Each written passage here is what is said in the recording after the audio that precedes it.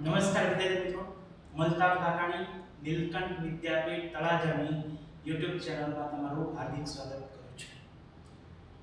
વિદ્યાર્થી મિત્રો, આજે આપણે આયોનિક બંધ જે છે એના ઉપર વાત કરવાની છે. બરાબર છે કે ભાઈ આયોનિક બંધ છે શું, એ કયા પરિબળો પર આધાર રાખે છે, એની આખી પૂરી ડિટેલ આપણે જે છે જોવાની છે.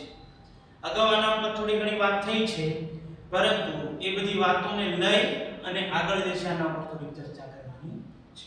પહેલા આયોનિક બંધ છે એની વ્યાખ્યા કરશું કે ભાઈ એની વ્યાખ્યા કઈ રીતે આપણે કરી શકીએ. કે ભાઈ એની વ્યાખ્યા એમ થાય કે ભાઈ જ્યારે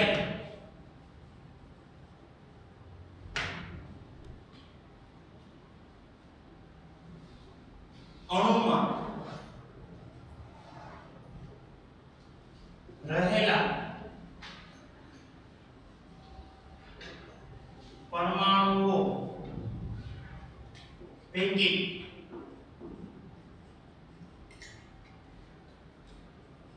કોઈ એક પરમાણુ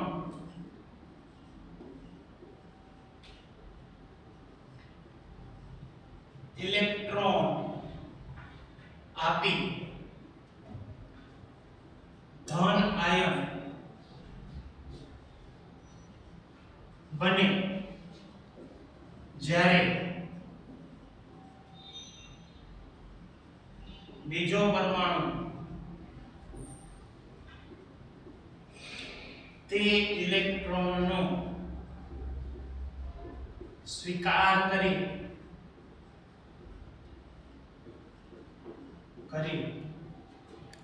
ઋણ આયન બને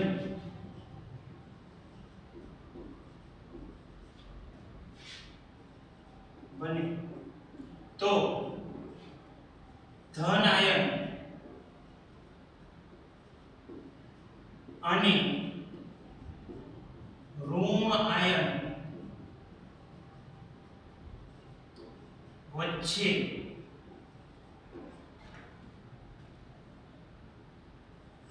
ઉદ્ભવતા પ્રબળ આકર્ષણ બળને આયોનિક બંધ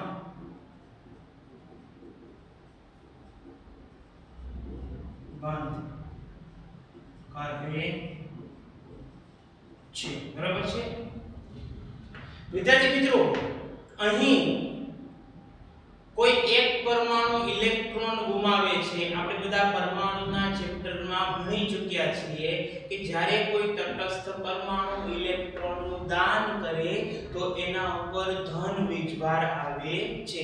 જેટલા ઇલેક્ટ્રોન દાન કરે એટલો ધન વીજભાર એની ઉપર આવે. અને કોઈ તટસ્થ પરમાણુ જો ઇલેક્ટ્રોનનો સ્વીકાર કરે તો જેટલા ઇલેક્ટ્રોન સ્વીકારશે એટલો જ ઋણ વીજભાર એના ઉપર આવશે. તો એક પરમાણુએ ઇલેક્ટ્રોન દાન કર્યું છે અને સામે બીજા પરમાણુએ ઇલેક્ટ્રોનનો સ્વીકાર કર્યો છે, તો આ ઇલેક્ટ્રોનની આપલે દ્વારા જે બંધની રચના થાય છે એને આપણે આયોનિક બંધ કહીએ છીએ. આયોનિક બંધ છે એનું બીજું એક નામ છે વિદ્યુત સંયોજક બંધ. વિદ્યાર્થી મિત્રો, એને વિદ્યુત સંયોજક બંધ શા માટે કહેવાય છે એના ઉપર આપણે વાત કરીએ કે વિદ્યુત સંયોજક બંધ એ શા માટે આપણે જે છે ને કહીએ છીએ કે ભાઈ કારણ કે અહીં ધન અને ઋણ આયન વચ્ચે સમાન પ્રકારનું આકર્ષણ બળ છે અને આ આકર્ષણ બળને કુલંબિક બળ પણ કહેવાય છે, જેના કારણે આપણે વિદ્યુત સંયોજક બંધ કહીએ છીએ. અહીં ધન આયન અને ઋણ આયન વચ્ચે સમાન પ્રકારનું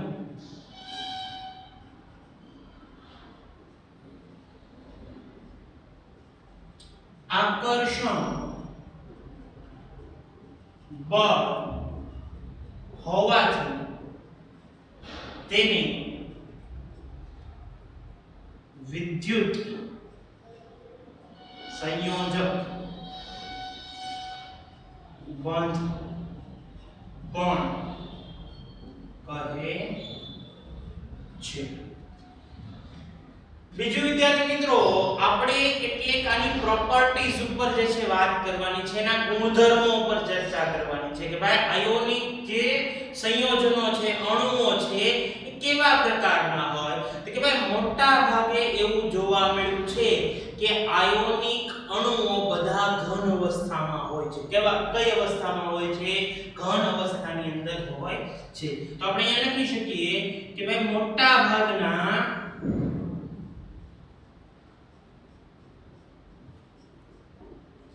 આયોનિક સંયોજનો એ ઘન અવસ્થામાં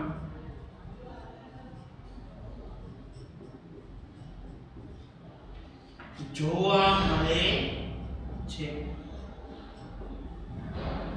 બરાબર છે. બીજી એક ખાસ બાબત વિદ્યાર્થી મિત્રો, ઘન પદાર્થ હોય ને એમાં એ અણુને આપણે જે છે પ્રવાહીમાં કે વાયુમાં ફેરવવો હોય. સ્વાભાવિક છે કે ભાઈ ઘન પદાર્થને પ્રવાહીમાં ફેરવો તો આપણે એમ કહી શકીએ કે ભાઈ એને આપણે જે છે ઓગાળવાનો છે. બરોબર છે. તો એનું ગલન બિંદુ હોય. શું હોય? ગલન બિંદુ. અને એ જ ઘન પદાર્થને પ્રવાહી પછી વાયુમાં ફેરવીએ તો એને ઉત્કલન બિંદુ કહેવાય. શું કહેવાય? ઉત્કલન બિંદુ. જો કોઈ ઘન પદાર્થનું ગલન બિંદુ વધારે હશે તો એનું ઉત્કલન બિંદુ પણ વધારે હશે. બરાબર. તો ઘન પદાર્થને ઓગાળવા માટે, પ્રવાહીમાં ફેરવવા માટે હંમેશા વધારે ઊર્જાની જરૂર પડે.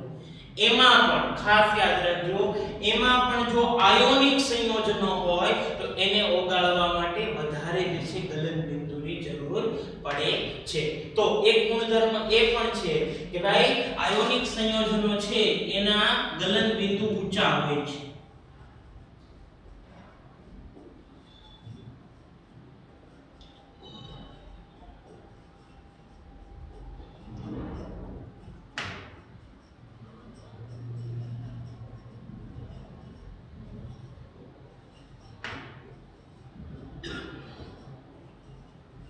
બરાબર છે.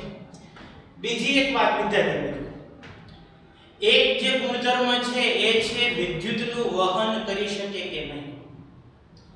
તમને બધાને થોડી ઘણી તો ખ્યાલ હશે તે કે ભાઈ કોઈ પદાર્થ હોય, ઘન પદાર્થ, એની અંદર વિદ્યુતનું વહન બે રીતે થઈ શકે. એક તો જે છે એની અંદર રહેલા મુક્ત ઇલેક્ટ્રોન હોય એ વિદ્યુતનું વહન કરે, અને બીજું જો એ ઘન પદાર્થ છે આયન સ્વરૂપે હોય તો એમાં રહેલા ધન આયન અને ઋણ આયન વિદ્યુતનું વહન કરે.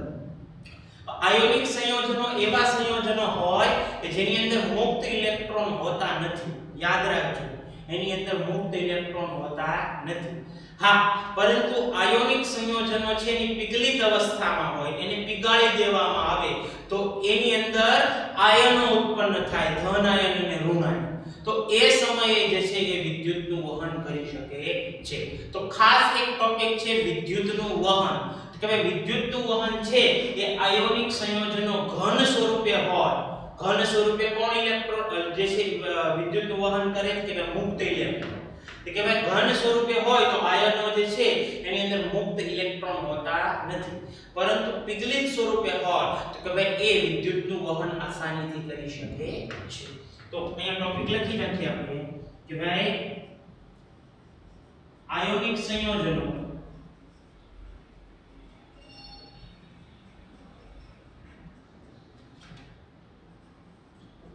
ઘન સ્વરૂપે વિદ્યુતના અવાહક છે. કેવા છે? વિદ્યુતના અવાહક, મતલબ વહન કરતા નથી.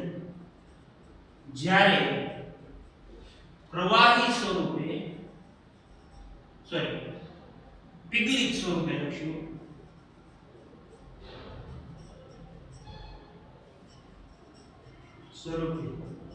તે વિદ્યુતના વાહક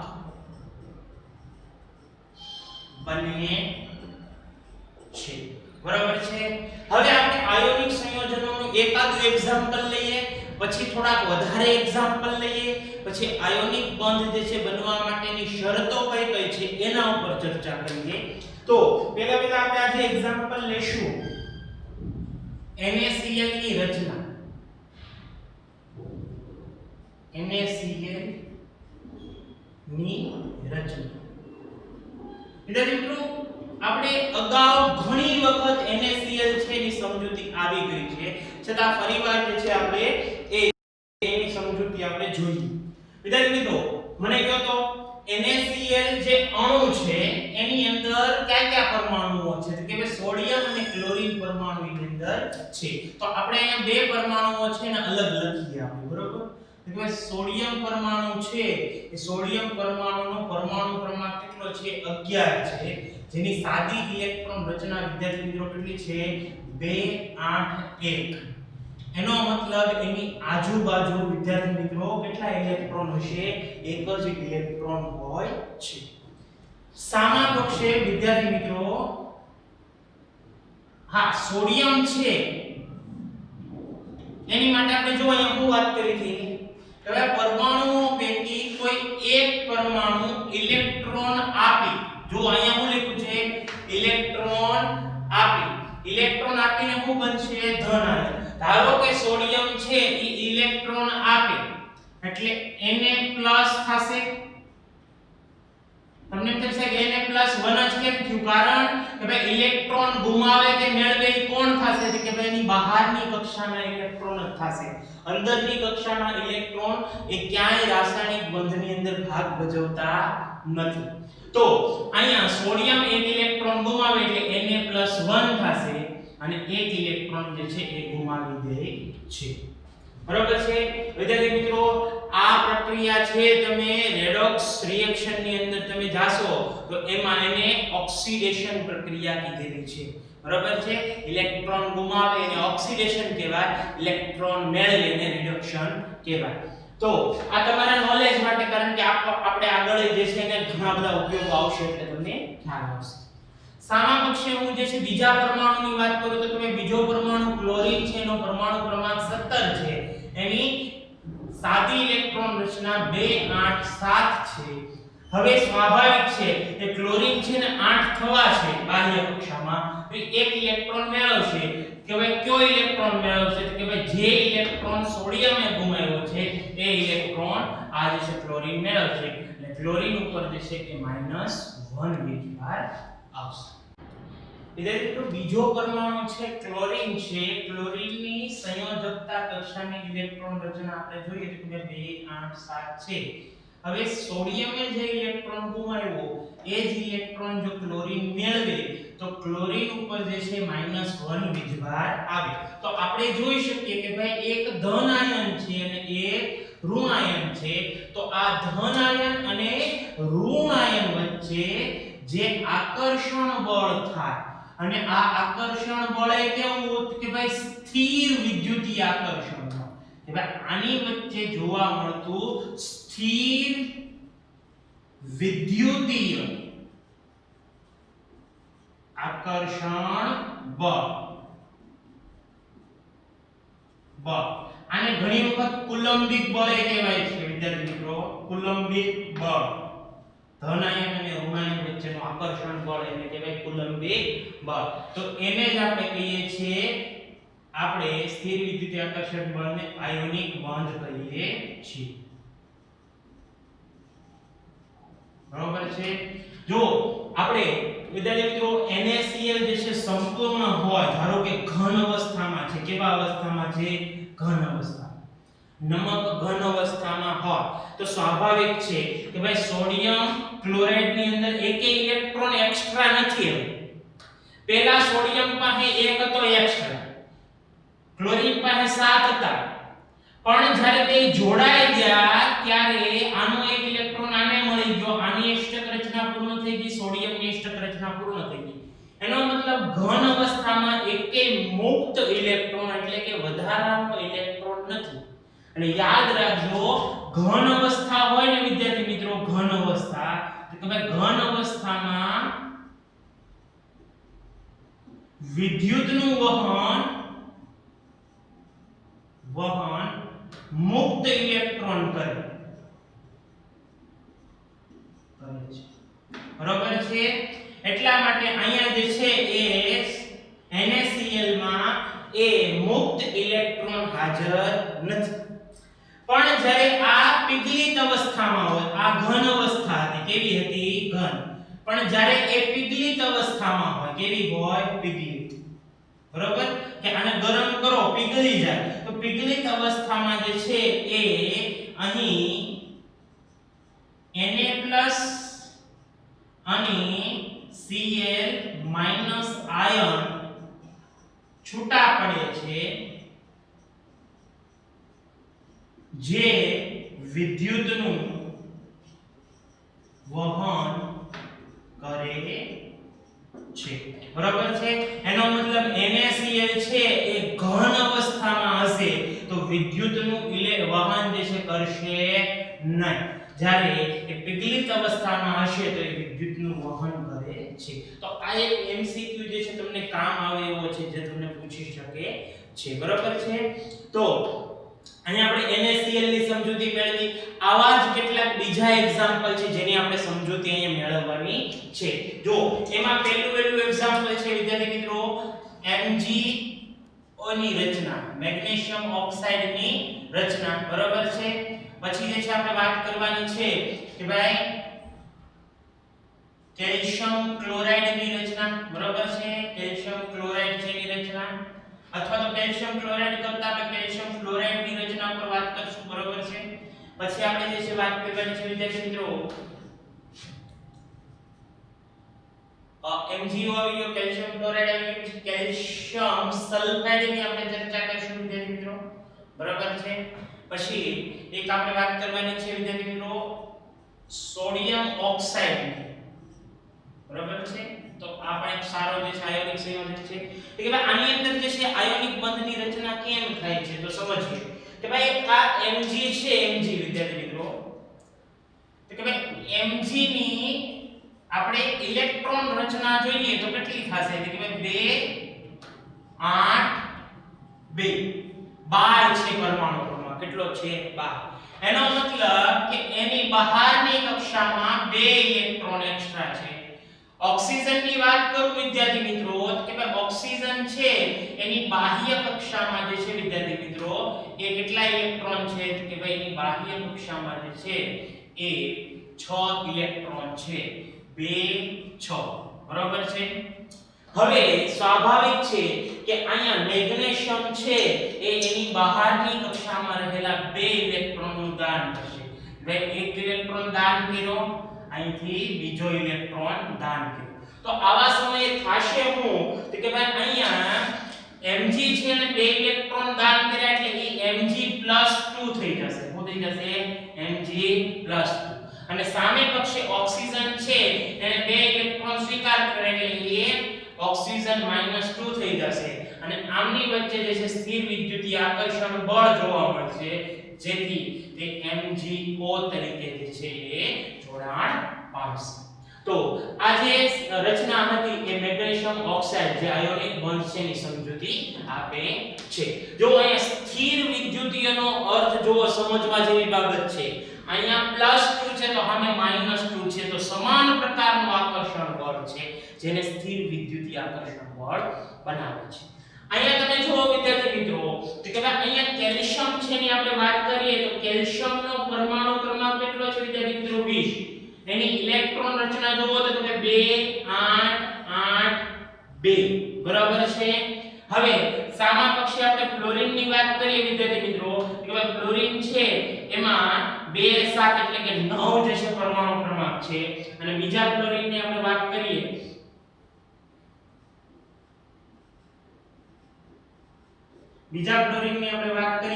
કે ભાઈ એનો જે છે એ ઇલેક્ટ્રોન રચના 2 7 થશે। આનો અર્થ એવો થશે વિદ્યાર્થી મિત્રો કે કેલ્શિયમ છે એની પાસે બાહ્ય કક્ષામાં કેટલા ઇલેક્ટ્રોન છે? 2 છે।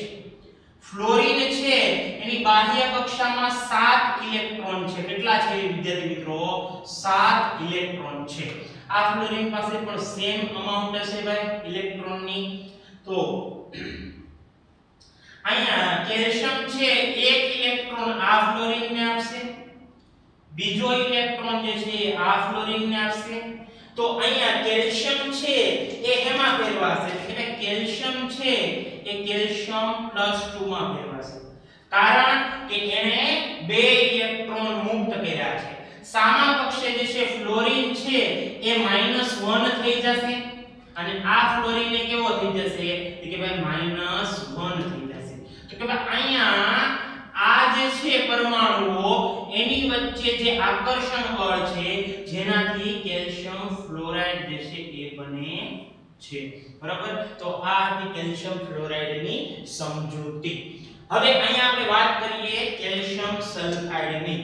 સેમ વસ્તુ થશે કે ભાઈ કેલ્શિયમ છે એની ઇલેક્ટ્રોન રચના કેટલી થશે 2 8 8 2, મતલબ બહારની કક્ષામાં 2 ઇલેક્ટ્રોન છે.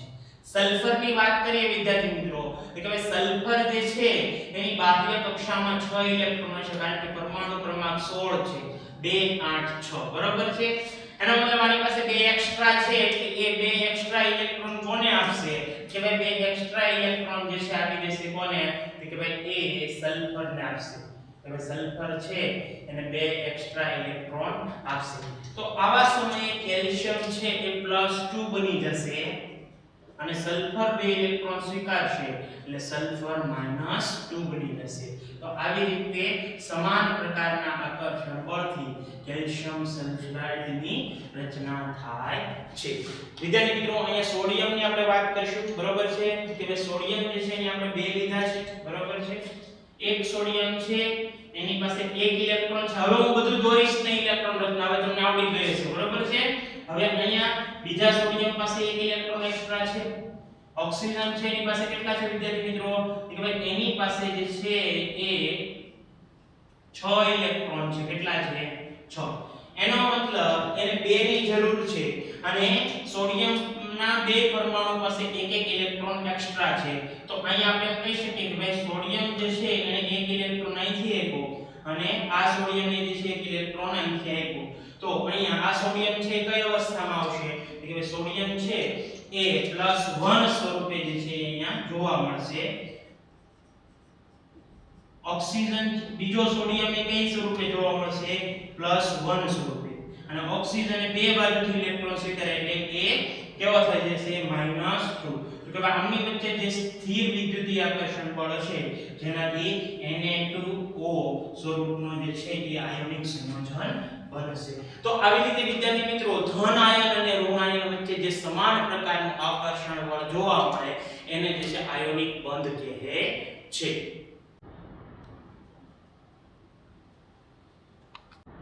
વિદ્યાર્થી મિત્રો આયોનિક બંધ છે એ કઈ બાબતો ઉપર આધાર રાખે છે? એવી કઈ બાબતો છે જે આયોનિક બંધને અસર કરે છે અથવા તો આયોનિક બંધને સમજાવવા માટે મદદરૂપ થાય છે? બે બાબતોને જે છે આપણે એને અલગ તારવવું છે. બહુ ખાસ અગત્યની બાબતો છે જેના ઉપર થોડું ધ્યાન આપજો. પહેલી બાબત શું છે કે તટસ્થ પરમાણુ છે એમાંથી ધન આયન અને ઋણ આયન બનવાની પ્રકૃતિ છે. કે ભાઈ ધન આયન બનશે કે ઋણ આયન બનશે તો જ આયોનિક બંધની રચના થશે. જો ધન કે ઋણ આયન નહીં બને તો એ આયોનિક બંધ બનશે નહીં. પછી એના ઉપર આધાર રાખે કે ભાઈ કયો પરમાણુ છે એ સારો આયોનિક બંધ બનાવે તો કે ભાઈ જે પરમાણુ એ આસાનીથી ઇલેક્ટ્રોન ગુમાવી શકે અથવા તો એ આસાનીથી ધન આયન બની શકે અથવા જે પરમાણુ આસાનીથી ઇલેક્ટ્રોન સ્વીકારી શકે અથવા આસાનીથી એ ઋણ આયન બની શકે એવા પરમાણુઓ છે એ સારી રીતે આયોનિક બંધની રચના કરી શકે છે. તો પહેલી બાબત જે છે એ ધન આયન ઋણ આયન બનવાની પ્રકૃતિ. બીજી ખાસ બાબત છે એની ભૌમિતિક રચના ઉપર આધાર રાખે છે. ભૌમિતિક રચના એટલે કે ધન આયન અને ઋણ આયનની ગોઠવણી કેમ થાય છે. ત્રિપરિમાણીય રચના આપણે દોરીએ તો ત્રિપરિમાણીય રચનાની અંદર એ ધન આયન અને ઋણ આયનની ગોઠવણી ઉપર પણ વાત કરવાની છે. બરાબર. તો આ બે બાબતો છે એ આયોનિક બંધ છે એને સમજાવવા માટે અથવા તો આયોનિક બંધ એના ઉપર આધાર રાખે છે.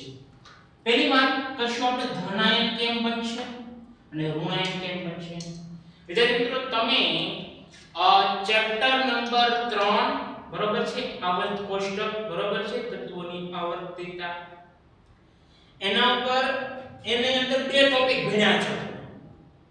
એક ટોપિક છે આયનીકરણ પ્રક્રિયા અને એક છે ઇલેક્ટ્રોન પ્રાપ્તિ પ્રક્રિયા બરોબર છે. તો આયનીકરણની અંદર તમે એવું ભણી ચૂક્યા છો કે કોઈ તટસ્થ પરમાણુ એ પોતે ઇલેક્ટ્રોન ગુમાવે તો એ પ્રક્રિયાને આયનીકરણ પ્રક્રિયા કહેવાય છે બરોબર છે. અને ઇલેક્ટ્રોન પ્રાપ્તિ માટે તમે એમ ભણી ચૂક્યા છો કે કોઈ વાયુમય અવસ્થામાં રહેલો તટસ્થ પરમાણુ ઇલેક્ટ્રોન પ્રાપ્ત કરે તો એ પ્રક્રિયાને ઇલેક્ટ્રોન પ્રાપ્તિ પ્રક્રિયા કહેવાય છે બરોબર છે. તો આપણે અહીંયા કહી શકીએ છીએ કે ધન આયન છે એ આયનીકરણ પ્રક્રિયા ઉપર આધાર રાખે છે કે ભાઈ તટસ્થ પરમાણુમાંથી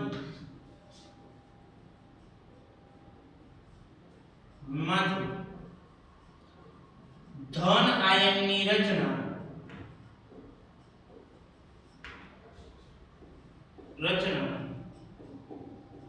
આયનીકરણ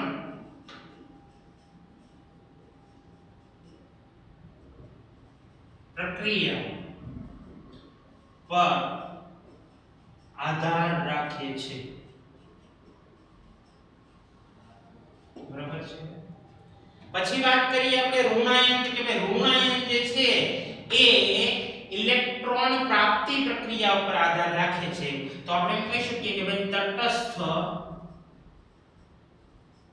પરમાણુમાંથી ઋણ આયન ની રચના ઇલેક્ટ્રોન પ્રાપ્તિ પ્રક્રિયા પર આધાર રાખે છે. પછી વાત કરીએ વિદ્યાર્થી મિત્રો બે બાબતોની ચર્ચા કરવાની છે કે જે દરેક રાસાયણિક બંધની અંદર જોવા મળે છે. વિદ્યાર્થી મિત્રો ખાસ યાદ રાખજો તમને કામ આવશે. કોઈ પણ રાસાયણિક બંધ બને એની અંદર આ બે ઘટનાઓ જોવા મળતી હોય છે. કઈ બે ઘટનાઓ? એક હોય છે કે જૂના બંધનું તૂટવું અને બીજી બાબત હોય છે નવા બંધનું નિર્માણ થવું બરોબર છે. કોઈ પણ પદાર્થ રાસાયણિક બંધ બનાવવા જાય અથવા કોઈ પણ બે સંયોજનો રાસાયણિક બંધથી જોડાય એવા સમયે તેમના જૂના બંધ તૂટે અને નવા બંધનું નિર્માણ થાય એને રાસાયણિક પ્રક્રિયા કહેવાય બરોબર છે. તો જ્યારે બંધ તૂટે ને વિદ્યાર્થી મિત્રો ત્યારે એ બંધને તોડવા માટે ઊર્જા આપવી પડે છે અને જ્યારે નવા બંધનું નિર્માણ થાય ત્યારે એમાંથી ઊર્જાનું ઉત્સર્જન થતું હોય છે. તો ખાસ યાદ રાખજો બંધ તોડવાની પ્રક્રિયા ઉષ્મા શોષક હોય અને બંધ નિર્માણની પ્રક્રિયા છે એ ઉષ્મા ક્ષેપક હોય છે. આ ખાસ યાદ રાખજો, નોટ ડાઉન કરી નાખજો. બંધ તૂટવાની પ્રક્રિયા ઉષ્મા શોષક, બંધ નિર્માણની પ્રક્રિયા ઉષ્મા ક્ષેપક હોય છે બરાબર. તો અહીંયા આપણે ચર્ચા કરવાની છે ઊર્જાની કે ભાઈ આપણે જે છે એક તટસ્થ પરમાણુ હતો એને ધન આયન બનાવવો છે. તો તટસ્થ પરમાણુમાંથી ઇલેક્ટ્રોનને દૂર કરવો છે, મતલબ ઇલેક્ટ્રોન જોડાયેલો છે બંધનથી, એ ઇલેક્ટ્રોનનો બંધ તોડવો છે. એટલે સ્વાભાવિક છે આપણે એને ઊર્જા આપવી પડશે બરાબર છે. ત્યારે એ બેયનો બંધ તૂટશે, ઇલેક્ટ્રોન દૂર થશે ને ધન આયન મળશે. સામા પક્ષે ક્લોરીન પરમાણુ અથવા તો ઋણ આયનની આપણે વાત કરીએ તો કે ભાઈ ઋણ આયન છે એની અંદર તટસ્થ પરમાણુ છે ને ઋણ આયન બનાવવો છે તો આપણે ઇલેક્ટ્રોન દાખલ કરવો પડશે, મતલબ બંધ બનાવવો પડશે. તો બંધ બનાવશે તો એમાંથી ઉષ્મા ઉત્સર્જન પામશે. તો અહીંયા ઊર્જા આપવી પડે અથવા તો ઊર્જા ગુમાવે તો જે કાંઈ ઊર્જાની વાત આવશે તો એના સંદર્ભમાં આપણે જે છે બે વ્યાખ્યાઓ છે એની આપણે ચર્ચા કરવાની થશે. પહેલી જે વ્યાખ્યા છે વિદ્યાર્થી મિત્રો આની અંદર બરોબર છે એ થશે આયનીકરણ એન્થાલ્પી. એન્થાલ્પી એટલે ઊર્જા. આયનીકરણ એન્થાલ્પી બરોબર છે. આયનીકરણ એન્થાલ્પી છે ને વિદ્યાર્થી મિત્રો એને કહેવાય છે ડેલ્ટા એચ આયોનાઇઝેશન. આયોનાઇઝેશન ને I વડે દર્શાવીએ છીએ. ડેલ્ટા એચ છે એ ઊર્જાનો તફાવત છે, એન્થાલ્પી ફેરફાર છે. કઈ પ્રક્રિયા માટેનો? આયોનિક પ્રક્રિયા માટેનો. બરોબર છે. Delta H ionisation. બરોબર. હવે હું વાત કરું અહીંયા તો આપણે કહી શકીએ કે ભાઈ કોઈ તટસ્થ પરમાણુ માંથી ઇલેક્ટ્રોન દૂર કરવા માટે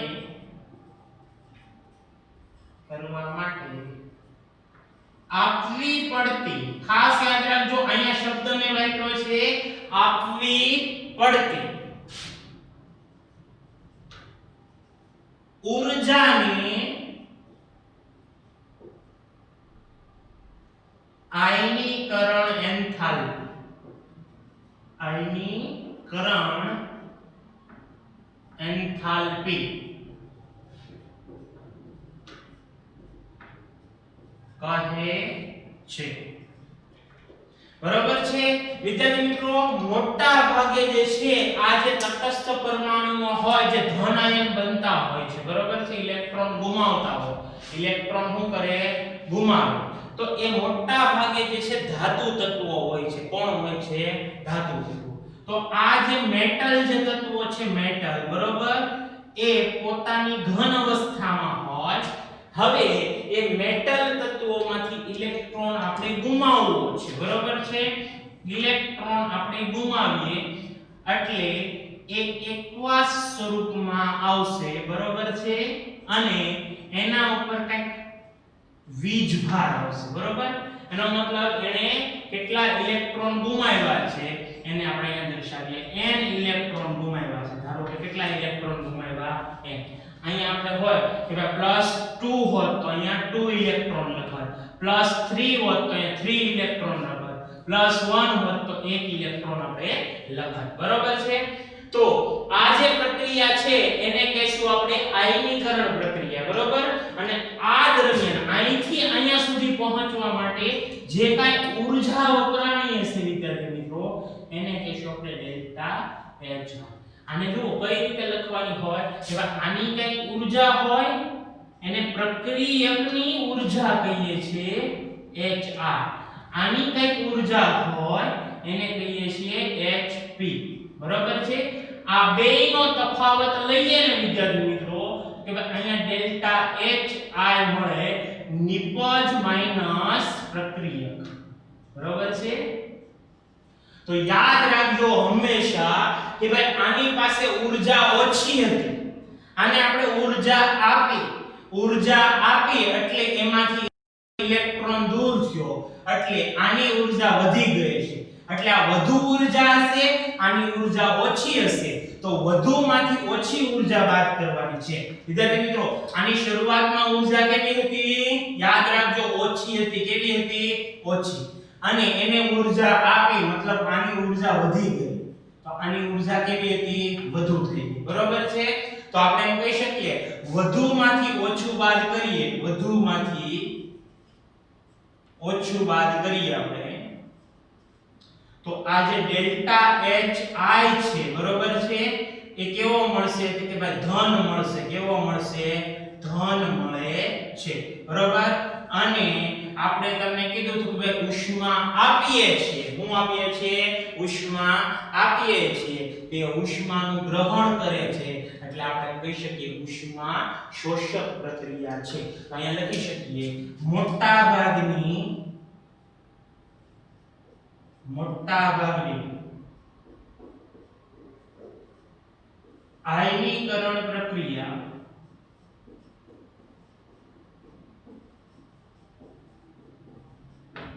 એ ઉષ્મા શોષક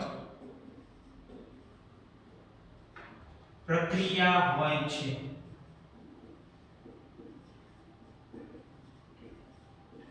બરોબર છે? જેમાં delta H I greater than 0 કેવો હોય છે? ગ્રેટર ધેન 0 જોવા મળે છે. બરોબર છે? તો આ વાત થઈ ગઈ વિદ્યાર્થી મિત્રો આયનીકરણ એન્થાલ્પીની. બરોબર છે? હવે વિદ્યાર્થી મિત્રો આપણે પછી વાત કરીએ, આપણે ઇલેક્ટ્રોન પ્રાપ્તિ એન્થાલ્પીની વાત કરવાની છે. કોની વાત કરીશું આપણે? ઇલેક્ટ્રોન પ્રાપ્તિ એન્થાલ્પી.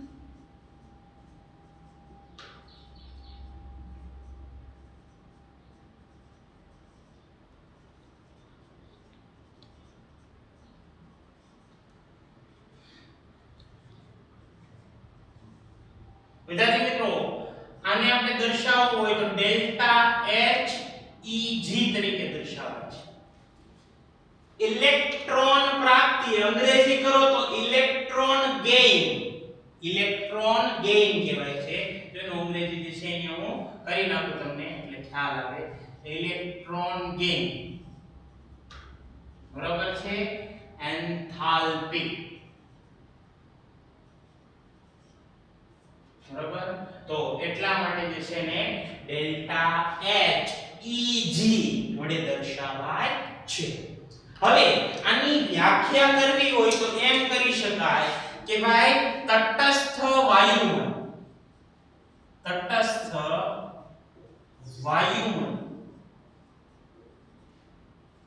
અવસ્થામાં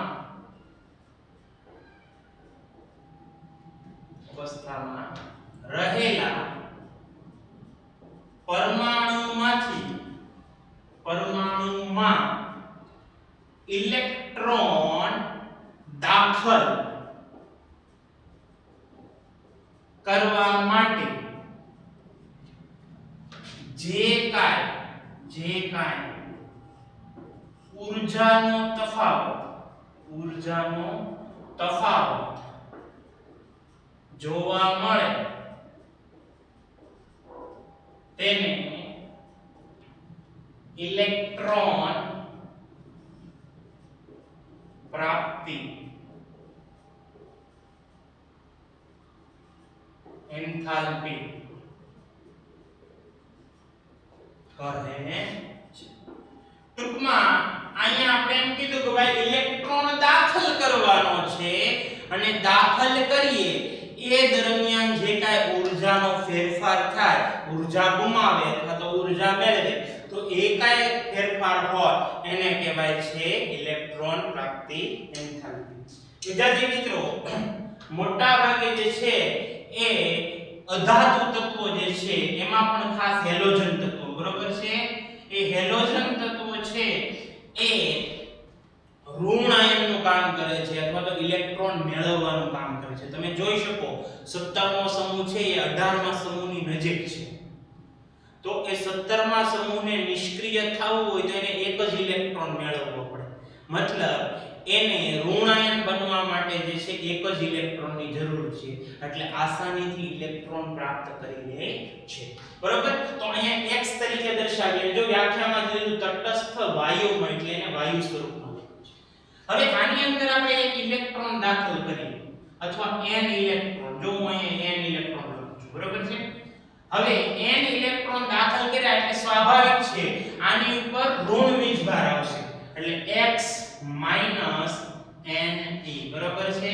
તો સોરી -n જે છે આપણે લખશું, બરોબર છે? -n જે છે એની ઉપર વીજભાર બહાર આવે. હવે એ આયન સ્વરૂપે જે છે એ ફેરવાઈ જશે. બરોબર છે. તો વિદ્યાર્થી મિત્રો અહીં એની પાસે ઊર્જા વધારે છે અને એની અંદર આપણે ઇલેક્ટ્રોન દાખલ કર્યો એટલે સ્વાભાવિક છે ઇલેક્ટ્રોન જે જગ્યાએ જોડાશે એ જગ્યા ઉપરથી ઊર્જા મુક્ત થશે. ઊર્જા શું થાય? મુક્ત થાય. તો એને કહીએ છીએ આપણે ઇલેક્ટ્રોન પ્રાપ્તિ. તો આની ઊર્જા જે છે ને શરૂઆતની અંદર વિદ્યાર્થી મિત્રો જેને આપણે HR કહીએ શરૂઆતમાં વધુ હતી. કેવી હતી? વધુ હતી. બરોબર છે. હવે એમાં ઇલેક્ટ્રોન દાખલ થયો. ઇલેક્ટ્રોન જે જગ્યાએ ગોઠવાણો ત્યાંથી ઊર્જા મુક્ત કરી. ઊર્જા મુક્ત થઈ એનો મતલબ અહીંયા જેટલી ઊર્જા હતી એટલી નહીં રહે, એનાથી ઓછી રહેશે. તો આની જે ઊર્જા હશે એ કેવી હશે? HP પ્રોડક્ટની એન્થાલ્પી. બરોબર છે. એ કેવી થઈ જશે? ઓછી થઈ જશે. કેવી થઈ જશે? ઓછી. બરોબર છે. તો અહીંયા જે કઈ ઊર્જાનો ફેરફાર થયો એને આપણે કહીએ છીએ ડેલ્ટા Heg. હું કહીએ ડેલ્ટા Heg. અહીંયા ડેલ્ટા H Eg બરાબર શું થશે કે ભાઈ નિપજની જે એન્થાલ્પી છે માઈનસ પ્રક્રિયકની એન્થાલ્પી બેયનો ફેરફાર. તો આપણે કહી શકીએ આની ઓછી છે અને આની જે છે કેવી છે? વધુ છે. તો ઓછા મૂલ્યમાંથી વધુ બાદ કરીએ 5 માંથી 10 બાદ કરીએ તો ઋણ આવે જવાબ. કેવો આવે? ઋણ જવાબ આવે. તો ડેલ્ટા H જે છે Eg બરોબર એનું મૂલ્ય કેવું મળે છે? ઋણ મળે છે. કેવું મળે? આના ઉપરથી એમ આપણે કહી શકીએ કે ભાઈ અહીંયા ઇલેક્ટ્રોન દાખલ કરતા ઊર્જા મુક્ત થઈ એટલે ઉષ્માક્ષેપક પ્રક્રિયા છે. તો આપણે એમ કહી શકીએ મોટાભાગની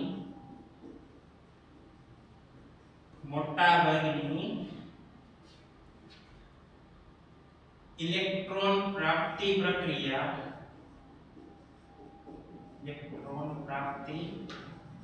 પ્રક્રિયા એ ઉષ્માક્ષેપક હોય છે. ઉષ્માક્ષેપક હોય. બરાબર છે. તો આના આધારે જે છે આપણે ઉષ્મા શોષક અને ઉષ્મા ક્ષેપક જે છે પ્રક્રિયાઓ અભ્યાસ કર્યો. તો ટૂંકમાં આપણે વિદ્યાર્થી મિત્રો એમ કહી શકીએ કે ભાઈ જે પરમાણુ ઇલેક્ટ્રોન ગુમાવે ધન આયન બને. બરાબર છે. જે પરમાણુ ઇલેક્ટ્રોન મેળવી ઋણ આયન બને. તો આ ધન આયન અને ઋણ આયન વચ્ચે જોડાણ કરીએ. બરાબર. તો આ જોડાણના આધારે જે કાંઈ ઊર્જાનો ફેરફાર થાય એ આયોનિક પદાર્થની ઊર્જા સમજાવે છે. જેના ઉપર આપણે આગળ વાત કરવાની છે. આયોનિક પદાર્થની રચના સ્ફટિક લેટિસ હોય છે. બરાબર છે. અને આ જે આયોનિક પદાર્થની સ્ફટિક લેટિસ છે એ આયોનાઇઝેશન એન્થાલ્પી અને ઇલેક્ટ્રોન ગેઇન એન્થાલ્પી બેયના તફાવતના આધારે સમજી શકાય. તો એનું એક્ઝામ્પલ છે આપણે NaCl નો સ્ફટિક લઈ અને સમજૂતી મેળવશું. આજનો લેક્ચર વિદ્યાર્થી મિત્રો આપણે અહીંયા સુધી રાખશું. બહુ ટૂંકો લેક્ચર છે. આમ ગણો તો બહુ મોટો લેક્ચર છે પરંતુ બહુ ઓછી માહિતીને આપણે મોટા લેક્ચરમાં સમજાવેલી છે. તો એ તમને કામ આવશે. Thank you.